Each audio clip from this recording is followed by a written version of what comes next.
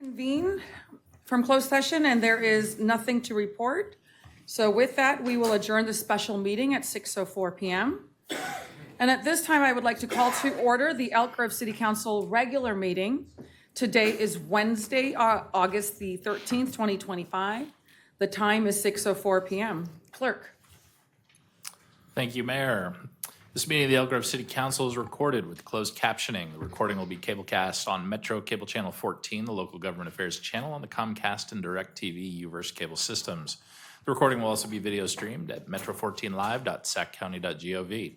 Tonight's meeting replays will be on Friday, August 15th at 1 p.m. and Monday, August 18th, also at 1 p.m. on Metro Channel 14. Once posted, the recordings of this and previous meetings can be viewed on demand at the 3ws.elkgrove.gov or youtube.com/metrocable14. For members of the participating audience who may have personal electronic devices, please place them on silent mode during the meeting or on mute when you are not speaking. The Elk Grove City Council welcomes, appreciates, and encourages participation in the City Council meeting. The City Council requests that you limit your presentation to 3 minutes per person so that all present will have time to participate. City Council reserves the right to reasonably limit the total time for public comment on any particular notice agenda item as it may deem necessary. Pursuant to Resolution Number 2010-24, no individual speaker concerning public comment may address the City Council for more than 3 minutes. If you wish to address the Council during the meeting, please complete one of the blue speaker cards, which can be found at the back of the chamber, and provided to Assistant City Clerk Brenda Haggard prior to consideration of the agenda item. With that, Mayor, I will be moving on to the roll call. And starting for the roll call, I will start with Councilmember Spies. Present. Councilmember Brewer. Present. Councilmember Suen. Here. Vice Mayor Robles. Present. And Mayor Singh Allen. Here. Everyone's here. All right, thank you. Next up is our land acknowledgement. Would our Vice Mayor please assist? Thank you, Madam Mayor. We honor, respect, and acknowledge Elk Grove's first inhabitants, the Plain Miwoks, who live as sovereign caretakers of this land and these waterways since time immemorial.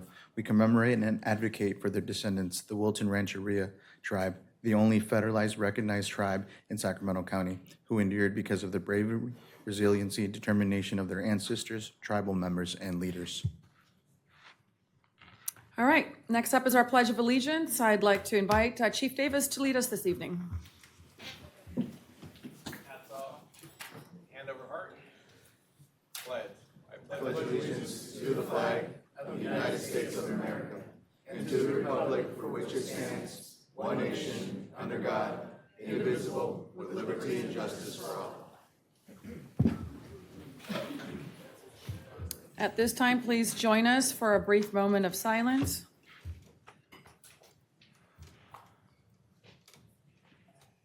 Thank you. Next item, may I get the approval of the agenda? So moved. Second. All those in favor, please say aye. Aye. Thank you. Next item. Under Section 3, there are no closed session items on the regular agenda, which will advance us to Section 4, our presentation, which is item 4.1, an annual update from our Disability Advisory Committee. Wonderful. Let's welcome them to the podium. I'm going to do it sitting if that's Oh, okay. yes, of course. Please. Sorry, I didn't see you behind the screen here. Yeah, I know, it's right. Madam Mayor, members of the council, thank you for having me here tonight for an update from the Disability Advisory Committee. Let me start by giving our sincere thanks to the committee members, to Ted Clark, who recently stepped down as chairman of the committee to devote more time to his well-deserved retirement from the state of California. He served as chairman for many years, at least 10 years that I'm aware of, and always provided thoughtful insight no matter what the issue. Fortunately, we will continue to benefit from his wealth of knowledge and experiences as he agreed to stay on as a member of the committee. With Ted stepping down, the committee saw fit to elect me as the new chairman and Ann Hennessy as the vice chairman. She's a retired intervention and special ed teacher from Elk Grove Unified School District. A few weeks ago, Val Chatra submitted a resignation and due to a pending move out of Elk Grove. She was a member of the committee for 2.5 years, and was always ready to provide input. I'd also like to recognize our newest member, Daisy Hughes, an attorney. Her expertise in the field of disability law and her passion for the subject are invaluable to this committee. She's been with the committee for a year now and already has led many good discussions at our meetings. I have been privileged to serve on the committee for 10 years now and has tried to represent our entire disabled community. I did not become disabled until later in life, suffering a stroke 16 years ago. Unfortunately, my experience is not particularly unique among seniors. And I hope my own experience in discovering new obstacles as well as well-planned accessibility improvements helps me as the committee addresses these issues brought before it. I would like to thank the council for its ongoing support of us, as well as Jim Ramsey for his work as our committee liaison. The City Council created the Disability Advisory Committee in 2001. The council determined that 3 committee members must themselves have a disability, with the other 2 members identifying closely with those with disabilities. The committee has only had 20 members in 24 years. This past year, the committee provided feedback to the city staff on a variety of programs and projects, including the accessibility components of the 2025-30 Capital Improvement Plan, the Community Development Block Grant and Home Investment Partnership Program 2025-30, the city's e-bike lending library, the city budget operations and outreach, general city communication efforts, and city's accessibility efforts. We also awarded the 18th annual Above and Beyond Accessibility Award to Danny Ford, a volunteer and board member for Project RIDE, an Elk Grove nonprofit that offers therapeutic recreational horseback riding instruction to over 600 riders with disabilities and special needs. We supported the city's social media campaign observing October 15th, 2024 as White Cane Safety Day, and the council's proclamation of October 2024 as Disability Awareness Month. This committee will continue to focus on a review of and support of accessibility improvements for city projects, city policies, programs and services, and will continue to be a resource for the Elk Grove Police Department regarding questions about interacting with those with special needs. That concludes my brief remarks. Any questions, I'm here. Thank you. Thank you so much for giving us that update, and I know I speak on behalf of my colleagues here. We sincerely thank you and the entire committee on your hard work. Accessibility issues are very important to us in the city of Elk Grove, and lifting our residents here who need to ensure that accessibility remains a top priority. So thank you for all of the diligence and the work that you all do. My privilege. Thank you. Any questions or comments from colleagues looking to the left?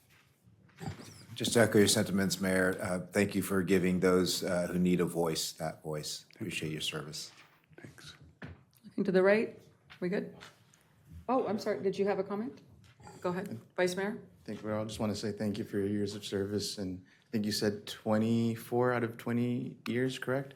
People? 20, let's see, I gotta go back now. 20 members in 24 years. Okay. That's quite remarkable. So we stay around Yep. if we can. Well, thank you. Thank you for your service. Thanks. All right. Councilmember Brewer.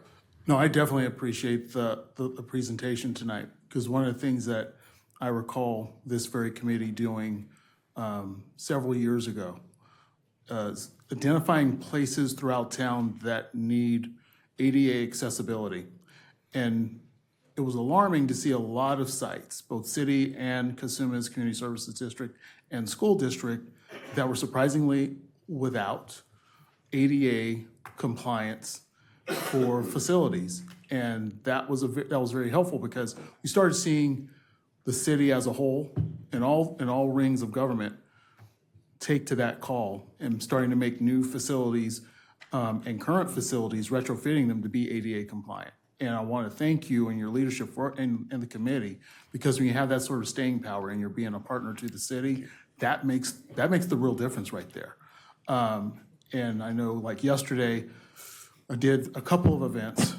We see how District 56, how that facility is very ADA friendly for the public. And then going to the new Elk Grove High School as they did completed their remodel, and seeing how they have spaces, and just the general campus now is ADA compliant across the board as they modernize the campus. And that was really good, because seeing it through the eyes of those who do need these spaces, and myself, I'm diabetic, And I have, and there's times where my equilibrium is off and I get a little wobbly, and so there's days where I'm not walking with a complete strong gait.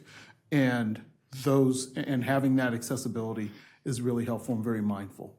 So thank you for your leadership on this, and thank you for being a partner to the city and to all of our other agencies in helping narrow that bridge. Thank you. I'm ready for another 10 years. Love to hear that. Thank you. I think if we're all lucky enough to live long enough, to some degree, we would all come into having some sort of disability. Maybe perhaps it's mild at some point in time, but a walker or a wheelchair or a cane needing assistance to walk. And I think I really appreciate the committee to taking a look at things through a disability lens, because you may not realize that gap in the sidewalk might be much bigger than you think it is if you don't have the ability to lift your foot, right?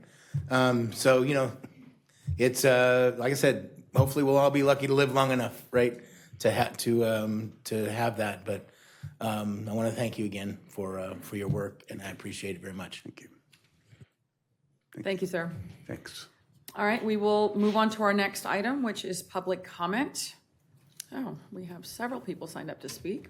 We will start off with Bonnie Stensler, followed by Jacqueline Canuse.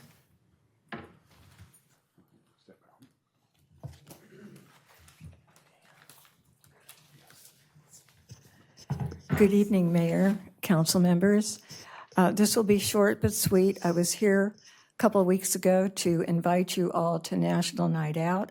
I'm here tonight to thank you for coming to our National Night Out. We had a great turnout. We appreciate the city staff, the police chief, our residents. We had several new residents there who were very impressed by the relationship we share, and we want to keep that alive and growing. So that is mainly what I'm here to say, that you impress them and we're impressed, goes both ways. So thank you again for being there. It was our pleasure. Thank you. Next up is Jacqueline Canuse, followed by Carlos Zamarripa. I'm happy to know that I'm carrying on that. Thank you. Happy speaking. Good evening, everyone. The City of Elk Grove presented the spring of 2025 Elk Grove 101 cohort. And I did it. I was lucky to have been able to attend the 8-week program. I am here tonight to, number one, praise Crystal Lord, Love Lazard, and Shandon Hoffmeyer and staff for the amazing job that they did. Having to schedule and school the many city staff, police department, consumness, and District 56 must have been like herding cats, and along with us participants. Crystal and Shandon meshed well together. They kept the sessions and speakers flowing smoothly. They used humor and opportunity for people to meet each other. They gave us time, they gave us games to play, and we got to meet some new friends. We could have listened to them and Jason explain the various departments, having the actual point people meet with the group and took our questions.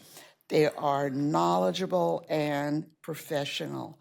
If they didn't know the answer to maybe one or two questions, that's about it.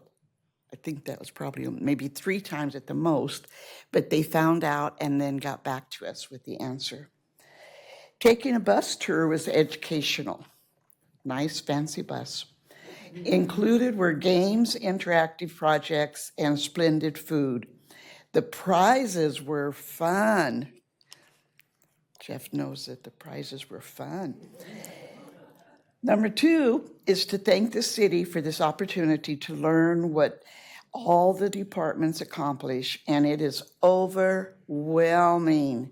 the job that all of you do. I thought I pretty much knew the city of Elk Grove and what goes on. Shoo!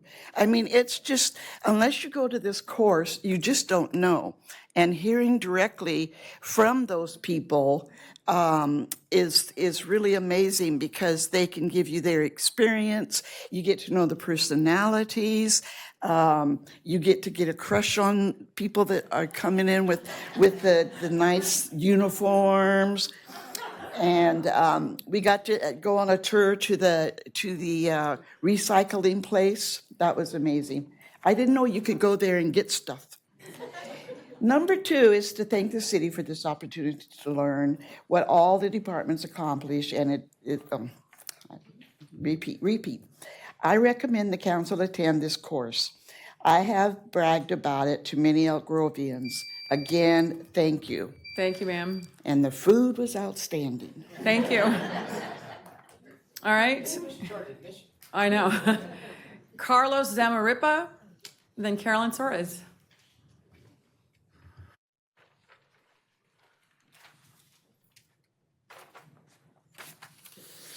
Good evening, Mayor Singh, Allen, and council members. My name is Carlos Zamarripa. I live on Sheldon Road between Waterman and Bradshaw. The following words appear on the Elk Grove City website under About Elk Grove. Quote, take a drive around eastern Elk Grove, the triangle between Elk Grove, Florin, Sheldon Road, and Grantline Road, and you're sure to see a contrast to the western parts. This is the area that once typified the entire community. This is rural Elk Grove. Cattle and horses roam the open space. Strawberries and other fruits and vegetables ripen to perfection. Leaves from the great oaks and eucalyptus rustle in the breeze. Wildlife find refuge, and the pace of life simply slows down. This is a place that represents Elk Grove's proud heritage and agricultural roots. The rural Elk Grove community is a valuable asset to be preserved and appreciated, and city policies ensure this. Just minutes from the hustle and bustle, rural Elk Grove is a place that gives us a genuine taste of rural lifestyle, providing a scenic backdrop of country living and reminding us that Elk Grove's past is still a big part of our present-day city. End of quote. These words proclaim rural Elk Grove as the city's proud heritage and valuable asset to be preserved, appreciated, and supported with city policies. And this is what attracts people to Elk Grove. Unfortunately, our proud heritage is being threatened by a land development called Summer Villas, planned for the southeast corner of Waterman and Sheldon Roads. The developer wants to revise the general plan, remove a 116-acre parcel from the rural area, rezone it from ag-res 1 home per 2 acres to high density, and create an adult residential community with up to 499 homes on 70 of those acres. The proposed increase of 464 units, 35 presently to 499, represents a 1,325% increase. This change is unreasonable, irresponsible, and reckless, and inconsistent with city policies intended to preserve rural Elk Grove. My opposition to the proposal is not just about increased traffic, though there will be plenty of that. The proposal will undercut our rural way of living. The proposal is simply too big to be implemented without substantial changes to the environment, including infrastructure, social, natural, recreational, and economic, as well as flood control, water quality, fire safety, and other city services to make it work. And with those changes, so goes the rural nature of eastern Elk Grove, including our iconic Sheldon Road with its canopy of oak trees. Don't get me wrong, I'm not just another old man who fears change. I actually like change when it's reasonable and manageable. Don't let Summer Villas trigger the beginning of the end of rural Elk Grove. Thank you for your attention. Thank you. Next up is Carolyn Suarez, followed by Kathleen Collins.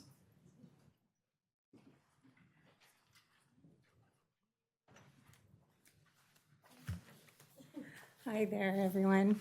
Nice to see you all. And I didn't realize I'm kind of what gentleman was just talking about at Thanksgiving dinner years ago when Rick was on council. We had an immediate family member, at the Thanksgiving table, family member that close, wanted to develop, high-density develop a parcel right at Sheldon, that corner of Sheldon and Waterman, and he's like, no, that's rural. People of Elk Grove want rural. But anyway,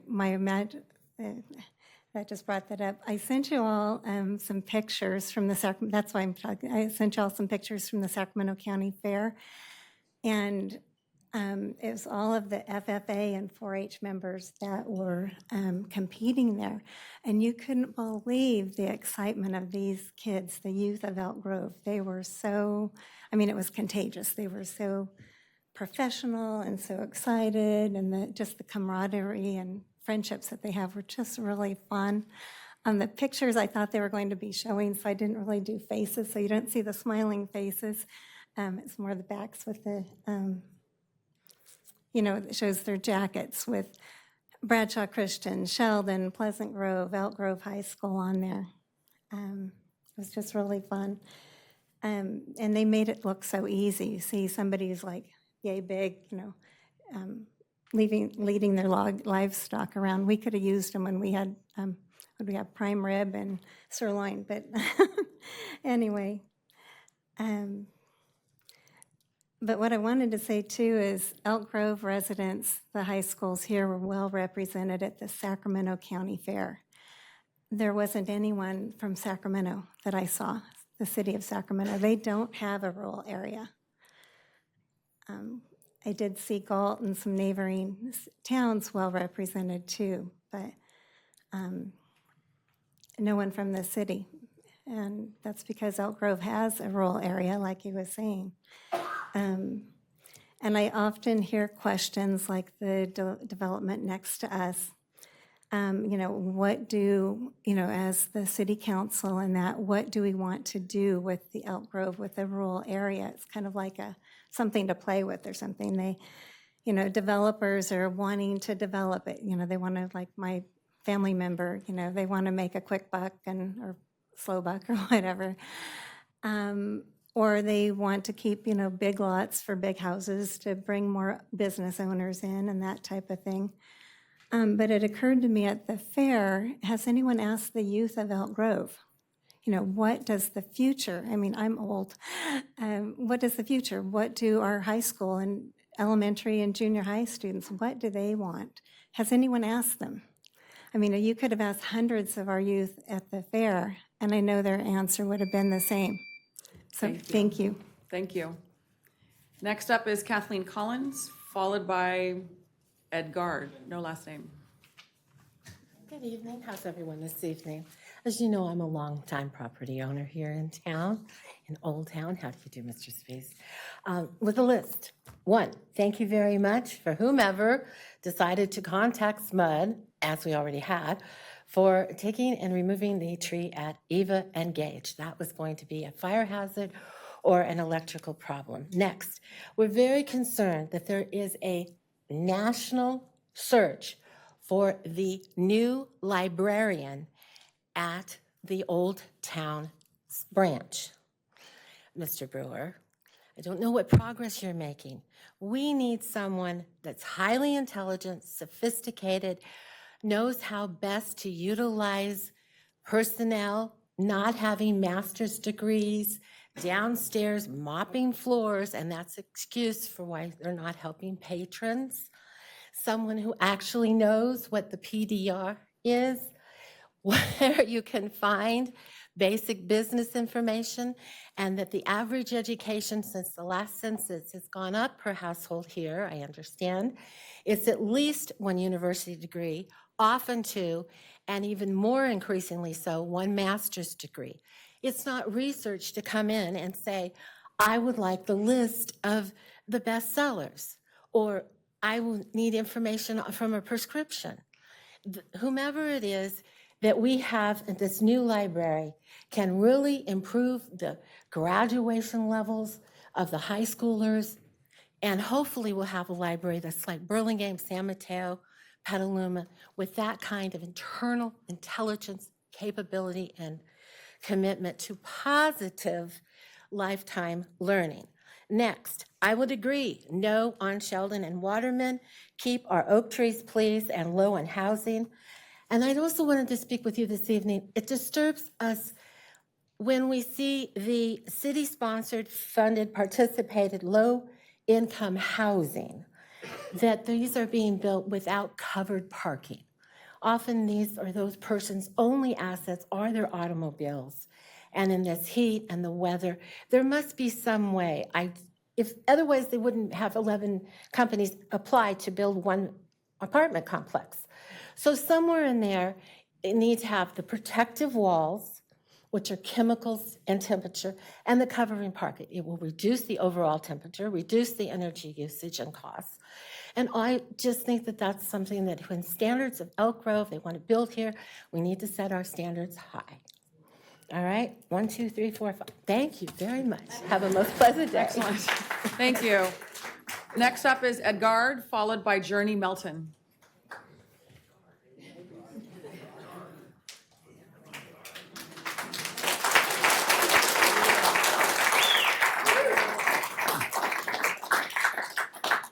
Good evening, Madam Mayor, fellow board members. Thank you for your time.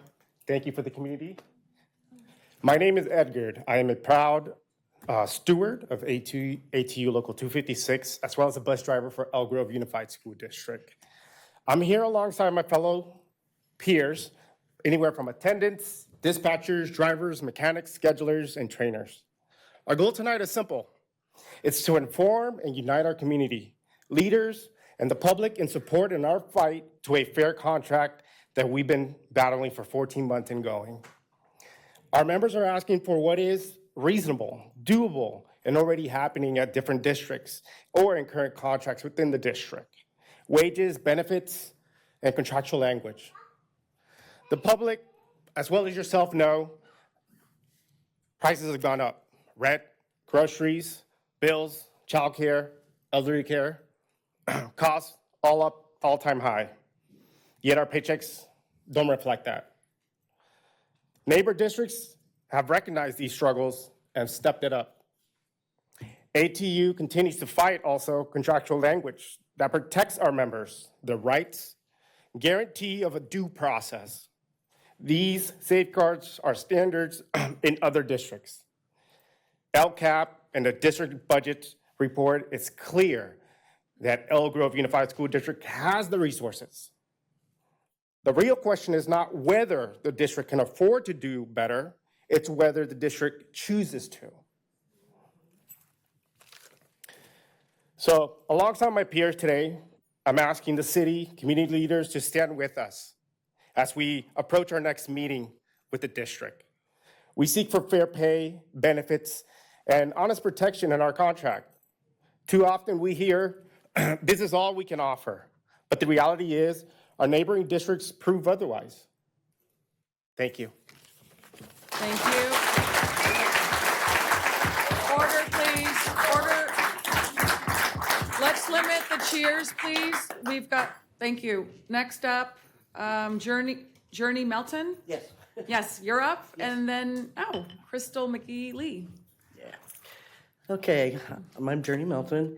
I've worked for Elk Grove School District for 16 years. I've been a bus driver for 30, so I've been driving kids that long. I'm here with my work family. All right, thank you. We're here to be seen and to be heard, because we're not really being seen or heard with our school district. If we could all just live on our hearts that are in our job, we'd be rich, but can't do that. I myself am in escrow. I'm going to be signing away my life on a house on Monday on a wing and a prayer, hoping I can afford it. When I started 30 years ago, I was making $9.13. 30 years later, what are we at, 32? I think just under 32. In this economy, we can't do it. We just can't. So I'm here with my people. Thank you. Thank you. Next up is Crystal McGee Lee, followed by Sylvia Lopez Garcia. Good afternoon, Madam Mayor, Council. You were in my old hometown. Yes, Great Britain. My name is Crystal McGee Lee. I'm the president and business agent of ATU Local 256, and we're here to introduce ourselves, as you see, and also I'm here so you can see us. As you can see here, we have some issues going on, and this is not in full transparency, I want you to know that the Elk Grove School District Board knows that I'm coming before you because I came before them too. I believe in transparency, and so with that being said, we are having difficulties, and you're wondering, why am I here talking to you when you're like, you're supposed to go in front of the school district. But these drivers and schedules, they take your kids to school. So I'm here before you for support, and they're asking for support. And I know when you say we're in, different times in regards to negotiations that you usually don't put it out in forefront. But if you can see behind me, these drivers have to get up at 4 o'clock in the morning tomorrow. You don't hear ATU 256 coming before you. The reason why is because they put their heads down and they go to work. They service the kids. I know that a lot of times we hear in the public, you hear about the teachers. We understand that the teachers are the heartbeat. But you got to remember the bus drivers, the schedulers, the maintenance, the attendants, those are the veins, those are the arteries. The heart doesn't function without them. And I think that for too long, Elk Grove School District has the mindset of follow the teachers.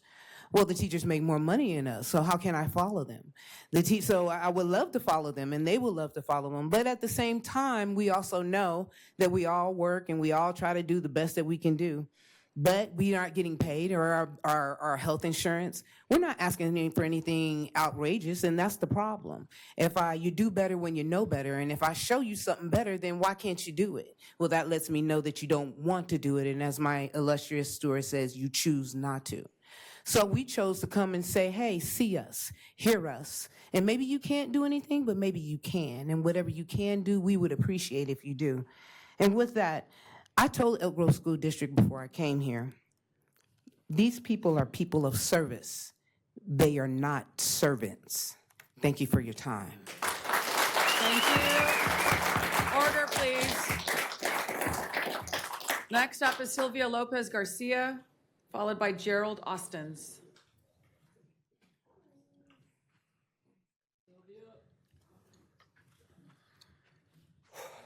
Okay. My name is Sylvia Lopez Garcia. I've been driving the school bus for 8 years. I was raised out here, went to Markoffer, Jackman, Valley High, along as my other coworkers, my family here. We're from this community. We're here. We love our students. We love our schools. We wake up at 4, 3 o'clock in the morning. We don't go home until 6 o'clock, okay? And we do it with a smile. We treat all these kids as our own when we pick them up. Okay, and all we want is fair pay. We are the largest school district, the largest in Northern California, the 5th in California. Why can't we get what they get? We got school districts that are not even close to us. SAC, Twins River, they get paid more than us. They get health care coverage for free. We're not even asking for that. We're just asking, give us a decent price. Because they gave us a pay raise, and then they bumped up our medical. I have 2 kids. I have to choose between what bills I'm going to pay and sell my own plasma. I mean, come on now, we're struggling. And they're not even coming to us. I understand if we were coming something crazy, but they're not even meeting us at the table. And we're asking for help. You guys represent Elk Grove. We represent Elk Grove Transportation. Our mechanics aren't even making close to what they should be making. Nowhere close. Same as in our attendants. Our attendants care for them so we can drive our bus and actually focus on the road. We got attendants running around on the bus, taking care of kids, making sure they're not getting out of their seats, making sure we can get to one place to another safely so there's not an accident, so a child does not get hurt. We got precious cargo, and we're doing it with all our heart, but we're losing people. People are coming in, they're going, oh, I could get offered over here something more. Bye. And then people are calling going, hey, where's the bus? Where's this? Where's that? Why do you have a shortage? Because Elk Grove School District is choosing not to come to the table. They're walking away from the table. They're walking in there going, hey, okay, no, okay, bye. And that's not okay. We just want to be heard. Please, help us out. Thank you. Next up is Gerald Austins. Gerald, followed by Gerald, will be Janda Kulvinder. Good evening to the board and everyone here, my fellow employees. As you can see, we are standing strong. My name is Gerald Austin Sr. I am a bus attendant. I have been one for about 10 years now. And I just want to let you know that I value my job. And I want parents to know when your child is on my watch, he or she is getting the best possible care. Okay, I review the route pages for special notes in determining who he or she is and how I can best assist them, placing safety at the front of my care, which is vitally important when we are working together as a team with the driver. It takes a special person to do this job, so I feel special. They are special. We all are special.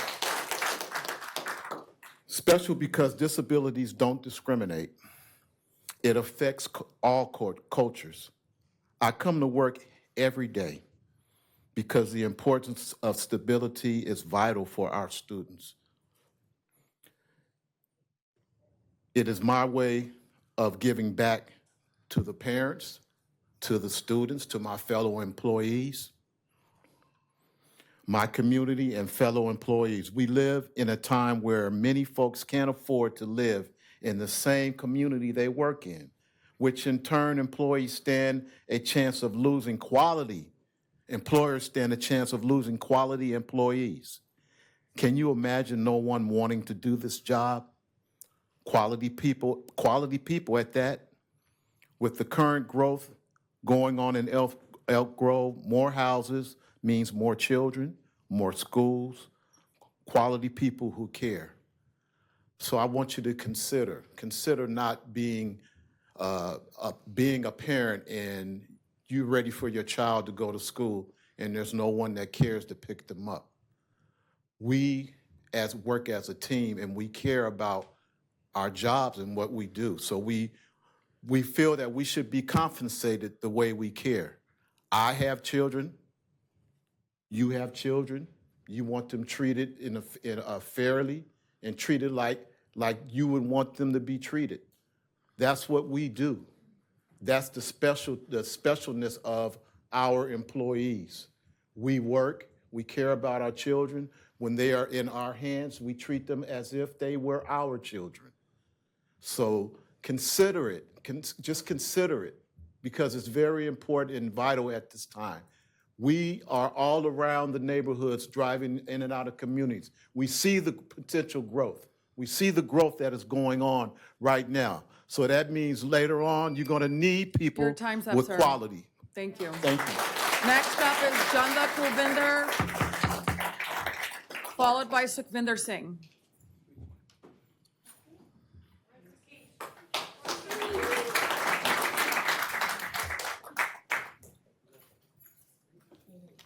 Hi, good evening. My name is Sukhvinder Singh, and I work for the transportation for 5 years. And what I seen is here is I've been left behind because of the pay I am making. Is it not enough? The inflation is coming up. I notice I am a single mother for 3 kids, and I can't survive, because I'm stuck the 12 hours contract, but I'm only getting for pay 7. I cannot work any second jobs because I don't left any times. We wake up at 3:45, go to work on time to make sure that we are taking the students on time, so parents are not upset. And so the dispatch is not upset too easy to not taking the student on time, is it?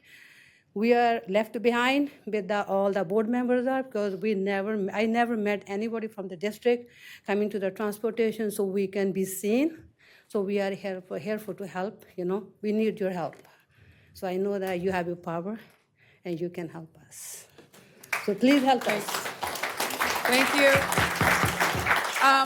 I'm sorry, was your name Sukhvinder or were you? Sukhvinder Singh, you can call me Sukhi Singh. Okay, thank you, Sukhi. I actually had called Janda Kulvinder. He's standing by me, but he can only say. So you're not speaking? All right, so we will move on to our next speaker, which is John Montello.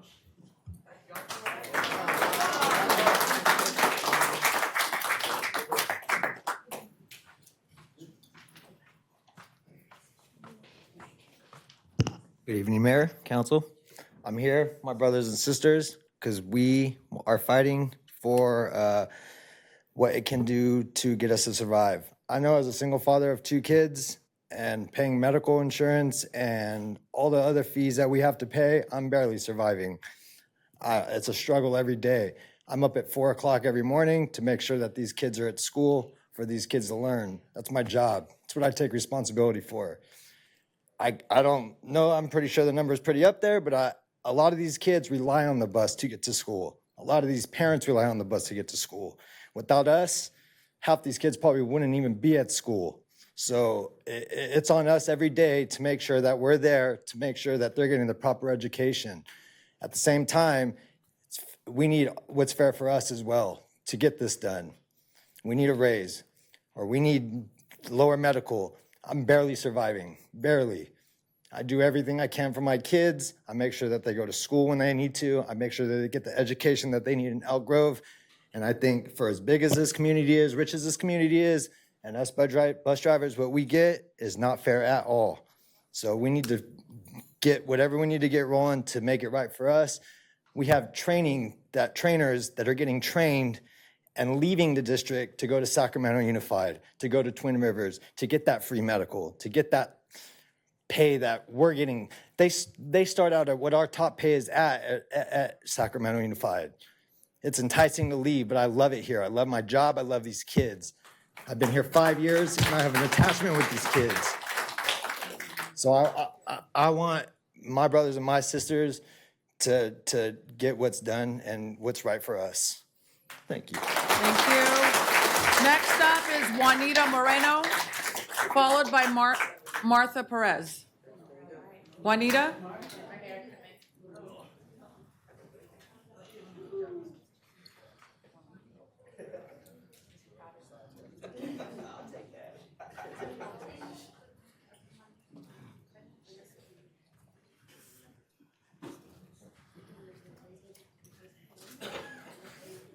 Hello, council and council members.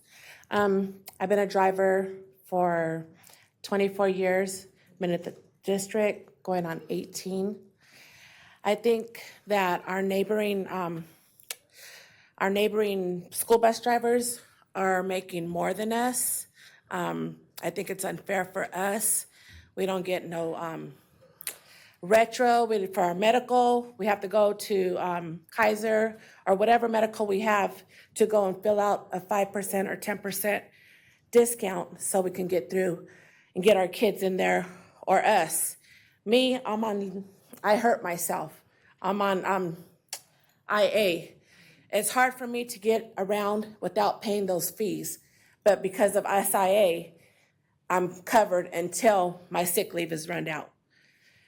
I don't know exactly how to speak to you guys. I'm a little nervous. It's okay. But I'm just tired of hearing neighboring districts getting paid more than us, getting free medical, and like he said, our brothers and sisters, we're up at 3 o'clock in the morning. I'm an extra board. So we go from sun up to sundown. We're there all day, putting in 10, 12-hour days. That's right. And only getting paid. Hear what she has to say, please. And only getting paid, what, $30, $32? I think we deserve more than that. And with your guys' help, I think you guys can make it possible. You know, you guys make big decisions and you guys can persuade the district to let up on us, give us that free medical, or at least $10.90? That's all we're asking for, and a little bit more raise to survive, especially with the economy going up every year. It's hard to survive. It's hard to pay your rent. I'm a single woman. I pay my rent, my bills. I can't even make it by myself. So thank you for hearing me. Have a good evening. Thank you. Next up is Martha Perez, followed by Hamlata. No last name. Unless that's a last name, I don't know.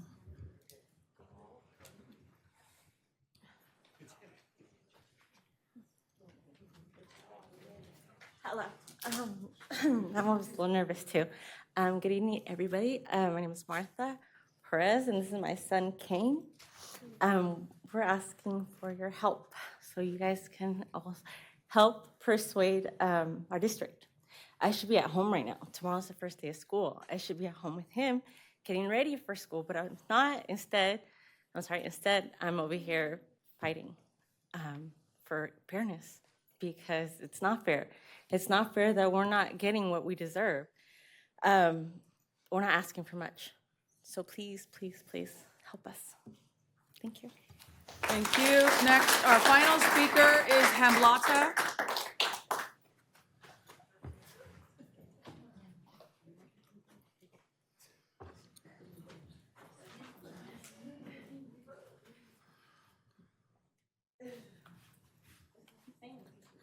Good evening, board member and everybody and my coworkers. I have been driving for 19 years.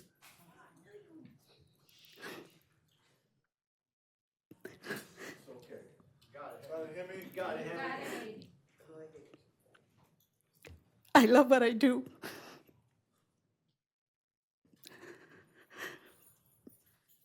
I drive special needs kids most of my driving years.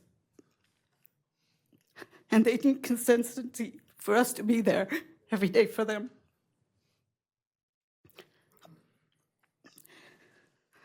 And we just want to be seen and heard.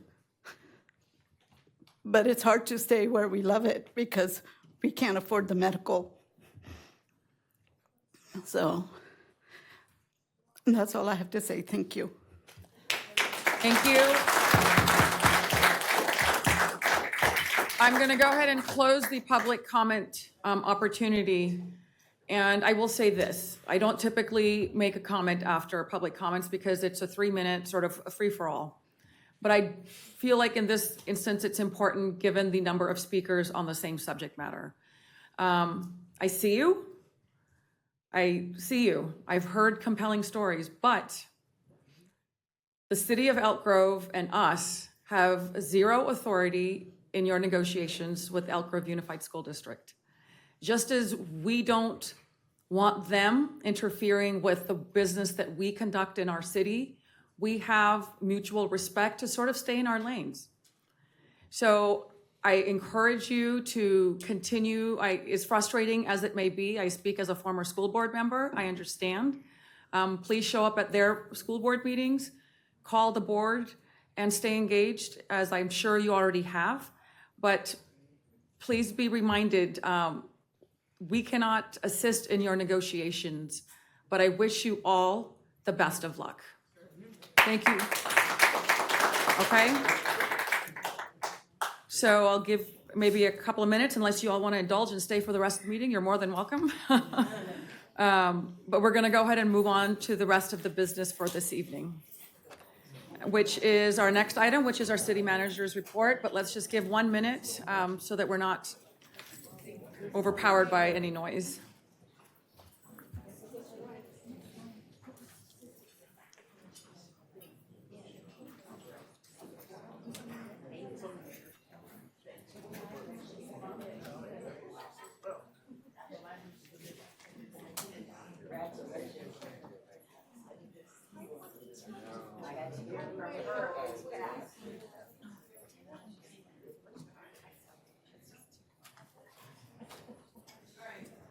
All right, thank you. We will go ahead and move on to our city manager's report. All right. Mr. Berman. Good evening, Madam Mayor, Vice Mayor, members of the City Council. Jason Behrman, your city manager. Several items to report on this evening. First of all, from a highly competitive review process, the Economic Development Department has announced that 9 startups advancing to the finals of the 2025 Pitch Elk Grove competition. Companies represented some of the most promising early stage ventures in the Sacramento region will vie for a share of $20,000 in prize money during the live pitch event, which is Thursday, September 4th at District 56. It's a free event. It can be registered at elkgrove.gov/pitchelkgrove. The city is taking the next step in addressing homelessness by planning for a permanent year-round shelter. Staff is working with our consultant to host a 3-part community meeting series to help shape the vision for the future homeless shelter. These meetings are a chance for residents to share feedback, ask questions, and help guide the shelter's design and services. To be clear, these meetings are not to determine the site's location. We'll ask for input on potential shelter sites later this fall and into next year. These meetings instead will focus on different part of the process, from big picture ideas to early design concepts. The first meeting will be held on Wednesday, August 20th from 5:30 to 7 at Elk Grove Library. Additional meetings are scheduled on September 6th and September 7th. More information is available on the city's website. Encourage residents to come out to our Elk Grove Aquatic Center this Friday, August 15th, for the next Fridays in the Grove, which is a dive-in movie. Disney's Moana will be shown on the big screen under the stars. Doors open at 4 o'clock. Rec swim rates apply, ages 5 and up, $8, 2 to 4, $5, and under 2 is free. The city is seeking input on 2 important documents. The first, the comment period for the draft climate compass, an update to the 2019 Climate Action Plan, closes on August 15th. Members can review and submit feedback on our website. Also available for public comment through August 31st is the Inclusive Community Participation Framework, aimed at improving how the city engages with its residents. Again, more information about both of these opportunities is available on our website. SAC-RT will be hosting the 5th in a series of transit idea exchange workshops on Tuesday, August 19th from 6 to 7:30 p.m. at District 56. This meeting will focus on how transit shapes our daily lives and will help to design future of mobility in our region. RSVPs are requested by emailing marketing@sacrt.com. And finally, the regular city council meeting scheduled on August 27th will be canceled due to the anticipated lack of quorum. A majority of the council members will be out of town. The next regularly scheduled city council meeting is planned for Wednesday, September 10th. And that concludes my report. I'm happy to answer any questions that the council might have. Thank you for that report. Any questions or comments? Seeing none, we will move on to our next item, is our consent calendar. At this time, I will go ahead and open up the public comment opportunity. I have one person signed up for item 7.12. Trolls, how are you? Good evening, Mayor, members of the council. I will make it very brief.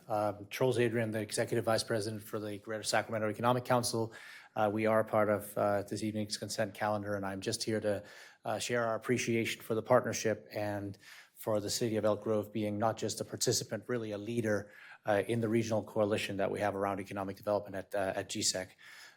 We have really enjoyed and continue to enjoy working with your team. Just heard about Pitch Elk Grove. We look forward to the event very soon and look forward to another fantastic year working with City Manager Berman and Daryl Doan and his excellent economic development team. So thank you again, and really appreciate everything you do for the region and leadership that Elk Grove is presenting to us. Thank you.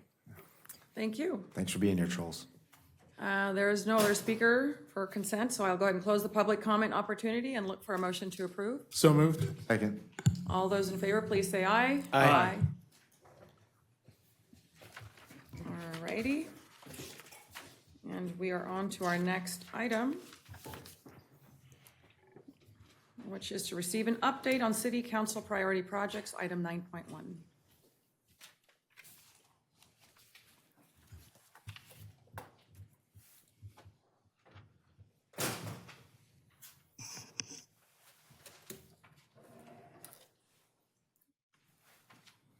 Awesome. Good evening, Mayor and council members. I am Aishwarya Kumar. I am a senior management analyst in the city manager's office. Very pleased to be here to share some amazing updates about the priority projects.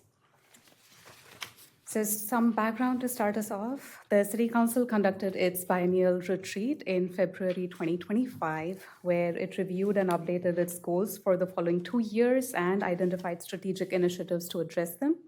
The City Council adopted its mission, vision, goals, and priority projects at its April 2025 meeting. To implement the mission, vision, goals, the Council identified projects that have been deemed as high priority.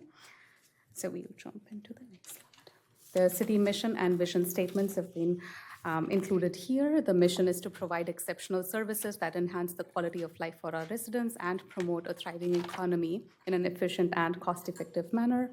The vision is that Elk Grove prioritizes a superior quality of life for all that builds upon the community's diversity and heritage through safe, welcoming, and connected neighborhoods, with a variety of residential, educational, and employment choices and amenities that create a sense of place. These are aligned with the City Council goals. The mission and vision, again, are supported by these 4 goals. Each goal is reinforced by 4 to 6 supporting statements, and details can be found on the city website. We then implement the mission, vision, and goals through our priority projects. We have 25 projects that have been deemed as high priority. Sorry, we still Pardon me, have. Ash. That one snuck up on me. Pardon me. We still have, I'm our sorry last for the public intrusion. comment. You're out of here. No. So staff reports on the progress of implementing these projects twice a year, and the update today covers the period through July 2025. These projects are organized into 4 areas: civic amenities, transportation, community development, city operations, and public safety. So we'd like to highlight some of the major accomplishments this evening. Jumping onto the first one is our Elk Grove Library. The project is under construction. Interior underground utilities have been completed. Our contractor is currently working on erecting walls, installing steel as part of the ceiling or roof, and installing mechanical ductwork. The project is anticipated to be completed by the summer of 2026. The next one is our traffic signal communication network. There's field work at 103 intersections that has been going on since January of this year, and the project is anticipated to be completed in October. The light rail extension to Elk Grove, the alignment, visions for the station areas, ridership projections, and traffic analysis are almost complete. Public outreach is anticipated in the next few weeks, with plan adoption in spring 2026. Of course, the project Elevate, a super exciting project. In June 2025, the council approved purchase and sale agreement with CenterCal Properties. Over the next several months, the site design and architecture will be refined, and CenterCal will submit a formal application for project approval. Our permanent homeless shelter, and you'll hear more details from Ms. Bontrager soon. In June 2025, the City Council approved a contract with NJA Architecture for conceptual planning and site selection for the new shelter. Phase 1 of the public outreach is planned for next week. The next item is our school resource officer partnership. This item is being marked as complete, as a new 3-year agreement with EGUSD was executed beginning the 25-26 school year through 2027-2028 school year for 3 full-time school resource officers. Another project that is being marked as complete is our police department campus renovation and expansion project. Some updates about this. This was the tenant improvements at 8380 and 8400 Laguna Palms Way. The improvements were necessary to reconfigure workspaces following the move of the EGPD's forensics and property and evidence divisions to the new studio court building. This work also accommodates the growth in the police department with new Measure E positions. Those were all of the highlighted projects. The staff team is available to answer any questions you may have. Thank you. All right, thank you for that outstanding update. The public comment has not been refreshed on my end, so I don't know if there is one or not, but I'm going to go ahead and open up public comment opportunity. We don't have any speakers on public comment. Okay, it's so, still, yeah. okay, great, it's been cleared. Thank you. All right, then I will go ahead and close the public comment opportunity and look to the left. Any questions, comments? I'm excited to see all those move forward. I have a quick question because I'm not involved in the RT work, but is the plan going to bring a light rail station into the city and then bus rapid transit, or is it bus rapid transit throughout? Everything's on the table. Everything's on the table? Okay. Yeah, just real quick, we have a couple of options or scenarios that are being looked at. One is light rail all the way down to Camer. One is light rail to District 56, transitioning to a BRT system down to Camer, and then BRT for the full extent.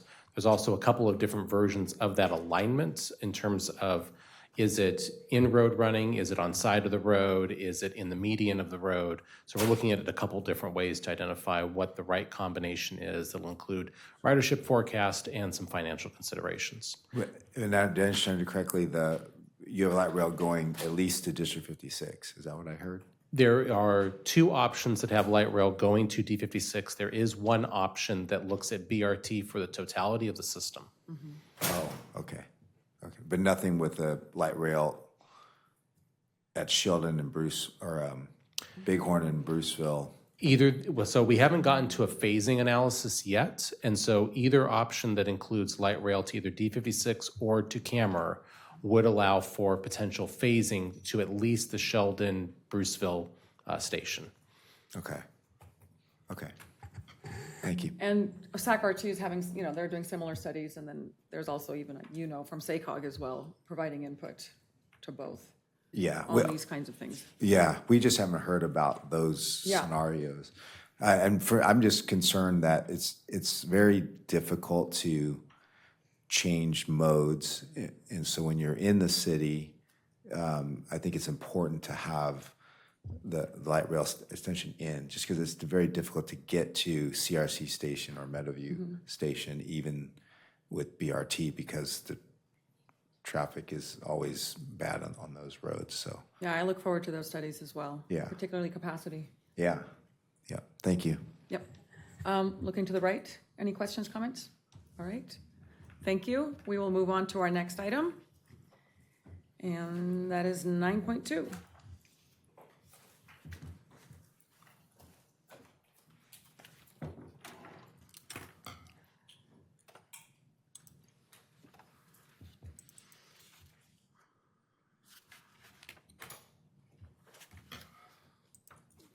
All right, good evening, Mayor and council members. I'm Sarah Bontrager, your Housing and Public Services Manager. I am here tonight to give you and any members of the public that might be watching a preview of some of our permanent shelter outreach efforts. So we recently adopted the contract for NJA Architecture, our architect partner on the shelter effort. In recognition of the fact that while our lease expires in September 2028, and that seems like a long time away, it really is not. And so we have to get planning on our new shelter. So NJA is currently contracted to help us with the first two phases of this. The conceptual plan development, that's figuring out what we need in the shelter, what kind of services we want to offer there, what kind of space we need to offer those services, how big of a site we need to do that. And then for phase two, which is our site selection process, likely the more controversial of the two phases. So our phase one takes place over the next couple of months, and phase two, we're hoping to wrap up in December or January. So NJA has been great at working with us so far. They have a lot of community engagement experience. They've worked on the City of Lodi's shelter. And we're really excited to have them help us out with our first community workshop series. So we wanted to provide, we heard the council feedback when we brought forth the contract to you, a lot of public engagement through this process, and a lot of formats, recognizing that not everyone has the capacity to come out to an in-person meeting. So we've planned 3 community workshops. There is some overlap between them, so if someone can't attend one, they'll be able to catch up for the others. So as Jason mentioned in his comments, August 20th is our first one, and we're holding that one in person at the Elk Grove Library. And then we have a community conversation that's a virtual meeting on September 6th, which is a Saturday. So hopefully people can join us for that. And then the third one, kind of getting some more specific feedback, imagining the space on September 17th at District 56. So we intend to try and move the locations around so that we can give the most folks an opportunity to participate. The first meeting, the one that's at Elk Grove Library next week, is an open house format with themed stations. Sort of like what we did for our workshops around the shelter, the year-round shelter that's open now. Giving folks the opportunity to weigh in on different topics, safety and security, what kind of services they want to see, what they want to see in terms of like population served, and get some feedback from them on the overarching design aesthetic. We are looking at something that will be welcoming and calming, but there are many ways to get there, both from the exterior perspective and an interior perspective. So we want to get some community feedback on what folks like and don't like. And then we'll move into our second meeting, the community conversation, which will build off that first meeting, but also provide an opportunity for folks to continue to weigh in on some of the aesthetics and the look and feel of the shelter. For that, in our online format, we're hoping to have a really engaging meeting with some live polling, some breakout sessions, and interactive comment options.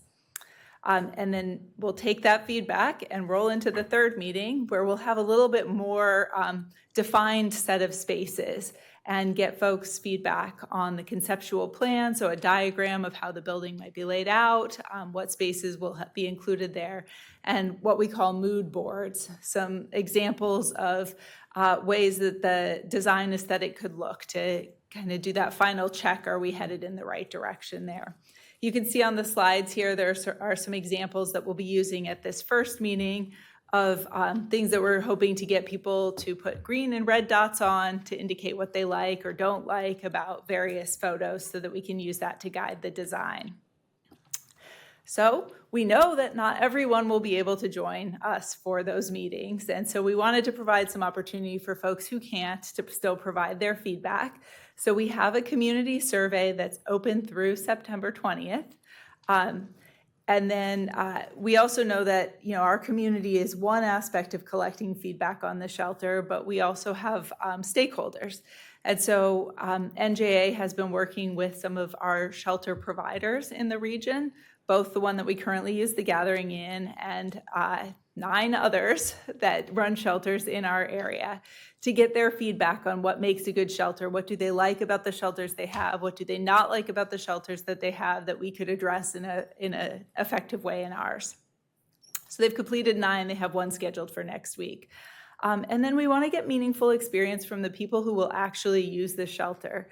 So NJA will be doing some interviews with folks who are currently in our shelter or folks who have moved out of our shelter into housing to find out kind of what went well with their experience, what do they wish had been different, maybe what would have made them feel more comfortable staying if they didn't stay in the shelter very long, and give us that kind of firsthand experience of what it's like to be in the shelter. So we have tried to really get the word out on these community meetings, and we'll continue to do so for our next phase community meetings as well. We have a website across the street. If you took a look at the sign, the meetings are there. We've done a lot of social media stuff, the usual Facebook, Instagram, Nextdoor. This time we actually did a post on Reddit too, so trying a few new methods. And we will have an article in the city's September-October newsletter as well. So we know folks are going to be interested in the sites. In fact, some of the comments on the social media that we have posted are along the lines of, where's the shelter going to go? The phase 1 meetings are not for discussing the site selection. What we are planning for phase 2, using the conceptual design information that we have from the first phase, is to look at what sites could be feasible for it and narrow it down to about 10 sites that we can do some further evaluation on. We would like the community to have an opportunity to weigh in the second phase on what they feel is important and how we might score the sites when we're comparing them against one another. So we want to know, is it important to the community that it's close to transit? They rather it be further away from schools or parks, and be able to try and balance that in an objective scoring methodology, which we'll then use to test the sites and score the sites. So we anticipate doing kind of a general meeting about the scoring, and then we'll have a number of site-specific meetings where we look at, where we have a meeting for a cluster of sites, and residents can come out and give their feedback, as well as through other channels, online surveys, virtual meetings. But we really heard the council when you all said, we want to have a lot of engagement in this process, and so we are planning for quite a bit of engagement. More to come on phase 2. We don't have the meeting date set for that yet, but I'll be back before you when we're ready for that. Happy to answer any questions that you all have. All right, excellent presentation. At this time, I'll go ahead and open up the public comment opportunity. I do not have anyone signed up to speak. I'll go ahead and close public comment opportunity, and I will look to the right for any questions or comments. Nothing from any. Looking to the left? Just, Sarah, thank you for putting this together. It's a very robust outreach plan. I think you really hit the mark in terms of the phasing. I'm glad that we're not getting to site selection until phase 2, more of a visioning first. I think that's Yep. really appropriate. Thank you. Thank you. I'm really appreciative of all the work that's gone in, particularly as it relates to the public engagement component. So thank you, great work. And with that, we will move on to our next item, 9.3.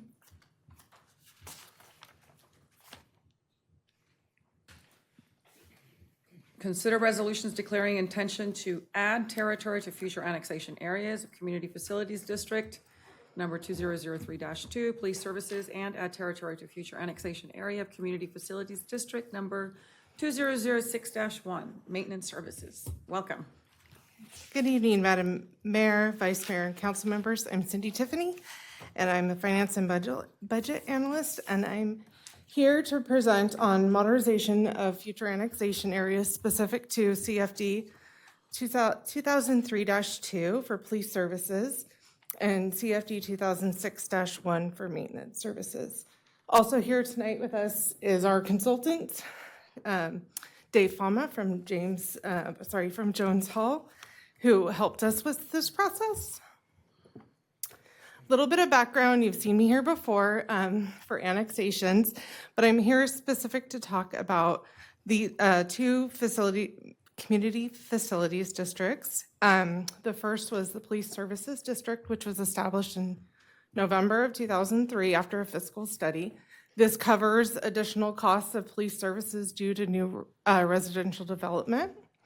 For CFD 2006-1, this was established in March of 2006 after a fiscal study, and is done for offset of a shortfall of revenue for landscape maintenance and services citywide due to new development. The current annexation process, as some of you may know, is lengthy. It's originally a requirement of annexations by the city into these CFDs as a condition of project approval, and these must be completed prior to building permits or maps issued. This process begins with a resolution of intent that is adopted by you as city council members. Then maps are recorded with the county and ballots are sent to the landowners. Following that, the public hearing is held within 30 to 60 days following the ROI. After the public hearing, the ballot is read, and then City Council adopts a series of resolution and ordinances to annex these parcels into these CFDs, and the notices are filed with the County of Sacramento.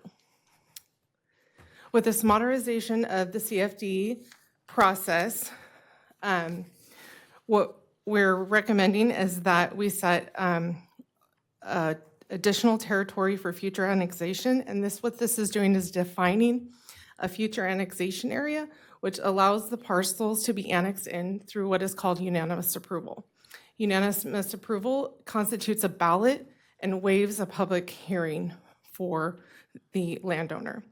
This streamlining and annexation process avoids additional steps of bringing items to council twice, avoids the mailing of the ballot, and reduces the timeline for annexation process for these CFDs.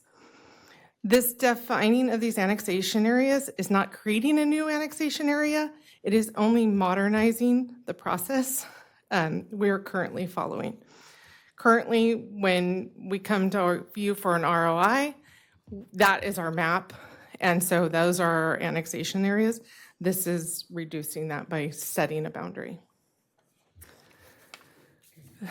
So for the first one, CFD 2003-2, the proposed future annexation area will include the current city's boundaries, excluding, if on the map it's a little harder to see, but the original formation parcels from 2003. So that is all that's on this map. The hashed area would be the future annexation areas. We also are in this police services would not be including the Poppy Ridge service area because that has its own police service CFD. This future annexation area does not change any of the previous 77 annexations that have been completed into this district. similar with CFD 2006-1. This annexation aerial proposal is hashed. The original parcels from the original formation from 2006 are excluded. And then the other excluded area is CFD 2005-1 Maintenance Service District, which is Laguna Ridge, which already has its own service district. This future annexation area does not change the previous 103 annexations of parcels that have been completed already.